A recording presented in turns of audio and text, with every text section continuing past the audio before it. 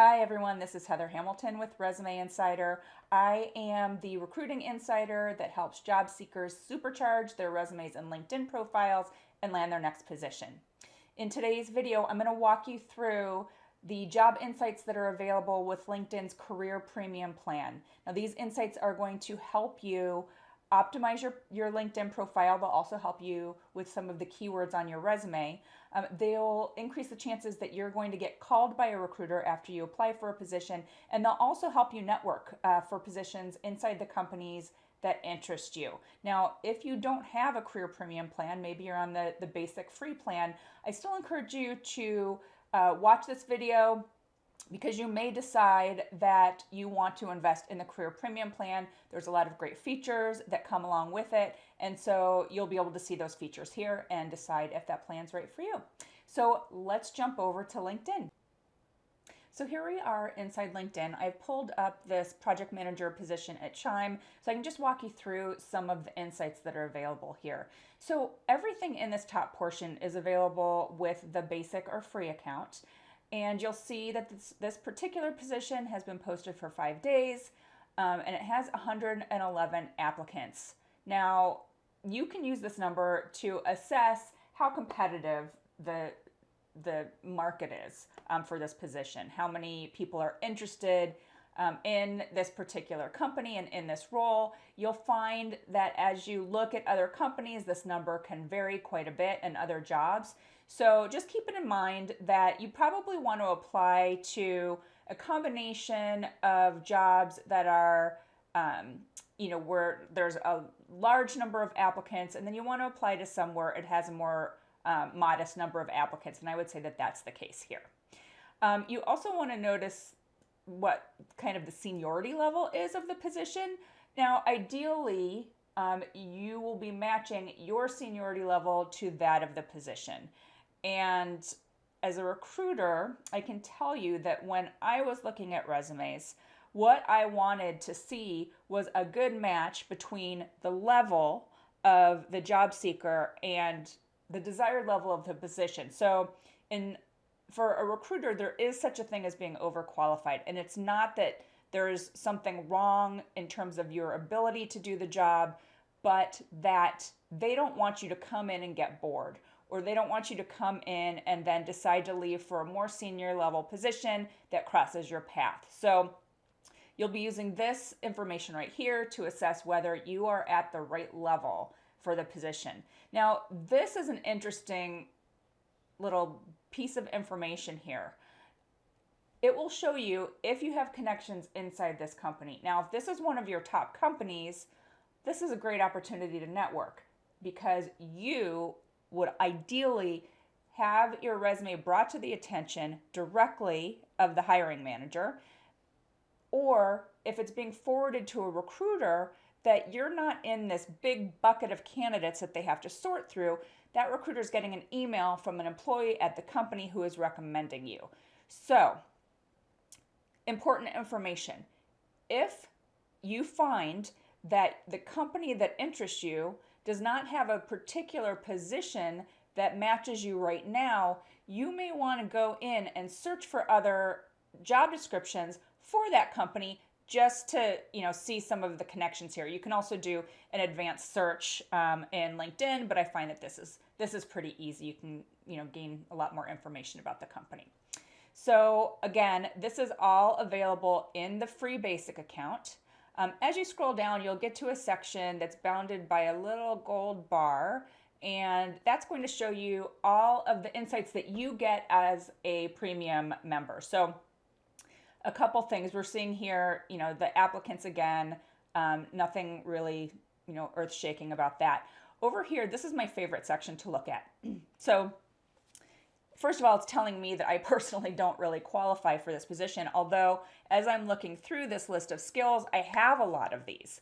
And you may be in that same position. You may be looking at job descriptions where there's a list of skills and they don't match the ones on your profile, not because you don't have those skills, but because you didn't add them. So when we're talking about skills here, this data is mapped directly to the skills that you have in the skills section of your LinkedIn profile. So you can think about this on an individual job level, right? Where I'm interested in this position and I probably should go in and add, project management and HTML to my profile.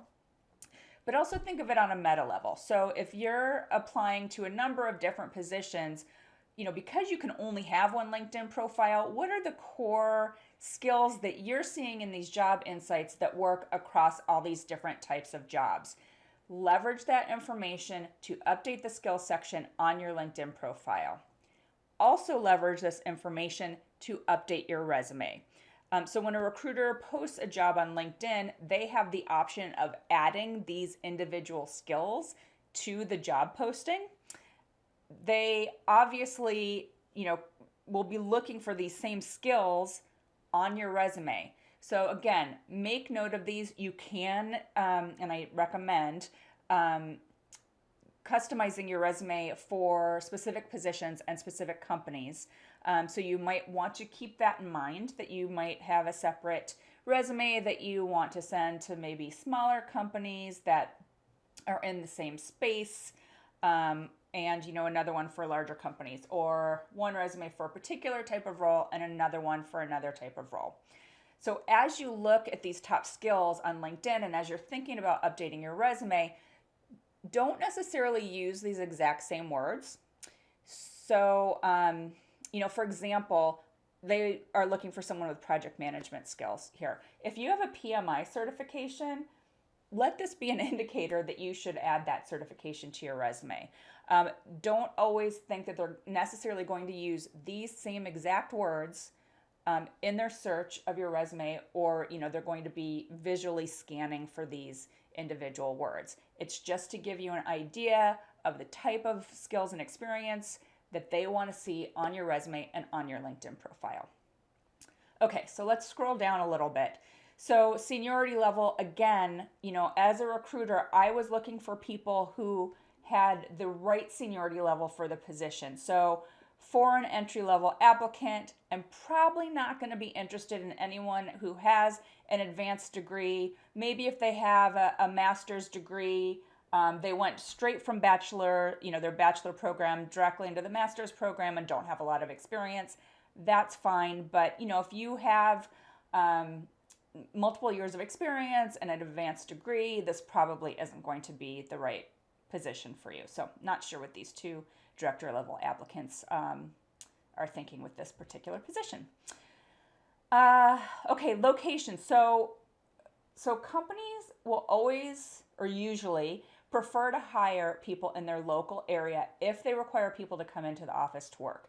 This is primarily because they don't want to have to relocate people, if they don't really need to. So it has to do with whether they have a relocation budget. It also has to do with the fact that they probably want to get someone up to speed pretty quickly. So looking at the location here, if you're in the San Francisco Bay Area, you can get a sense of the fact that you're competing primarily with people who are also local.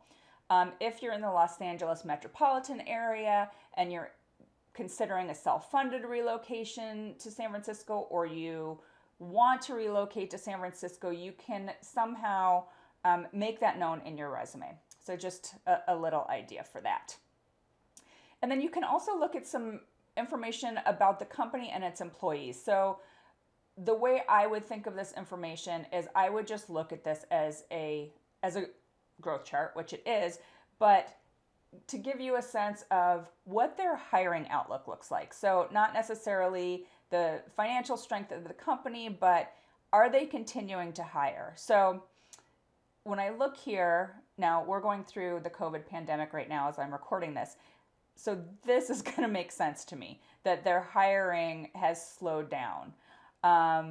But when I'm looking at this overall and I'm seeing this trend line, that makes me feel pretty confident about applying to this company because they have over time, over the last 2 years, continued to hire people pretty steadily. So that looks great. And then this is another section that I really love. This gives you an idea of where their hires came from. So you'll notice that they hired a lot of people from Amazon and Uber. And you can start to think about why that might be. So if there's a particular type of position experience that they're wanting to see. So for example, Lyft and Uber are both, you know, transportation services or driving services, whatever you want to call it. You know, obviously that's something that could be important to them. Or, you know, these are really competitive, you know, companies. And so they want someone who has worked at a competitive company. So use this information here to just get a sense of, in general, what they're looking for from a really high level in terms of someone's career. Now, it can also, this information can also help you network with people that are at Chime. So if I work at Amazon or have worked at Amazon, this is telling me that there's someone, at least one person, who's at Chime who used to work at Amazon. And it's possible that I might be able to reach out to them, and you know, ask for a few minutes of their time, ask them to share their experience, and then they might consider referring me into Chime. So this is great intelligence just purely from a networking standpoint. So you can figure out how to make those connections, those people that you have something in common with that are going to help you get noticed at Chime.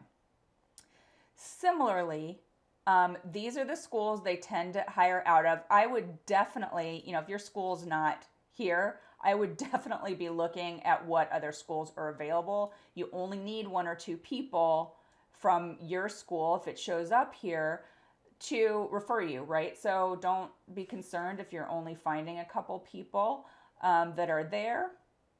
Go ahead and reach out to them. Say, hey, you know, I was in the same program as you at University of Wisconsin, or, you know, I see that we were both there at the same time, and I'm really interested in the company that you're working for, and I'm wondering if you can spare a couple minutes for me to, you know, just tell me a little bit about your experience there. So use these are make, you know, cold connections very warm.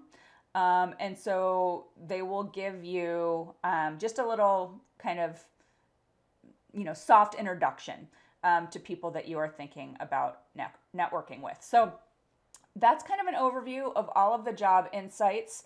I would encourage you again to do this. Look at these on an individual level with specific positions that interest you, and then take a higher level view. So maybe looking across the industry, across a group of positions that interest you. Maybe you want to compare the information that you're finding for small companies with the information that you're finding for larger companies, that sort of thing. I would also encourage you to do this geographically too. If you're considering relocating, look at what companies in that geographic area are, you know, where they're hiring people from, the schools as well, you know, that sort of thing, because there could be some regional differences that you see there. So anyway, that's my overview here. If you've got any questions, please feel free to drop them below, and I will be happy to answer them for you.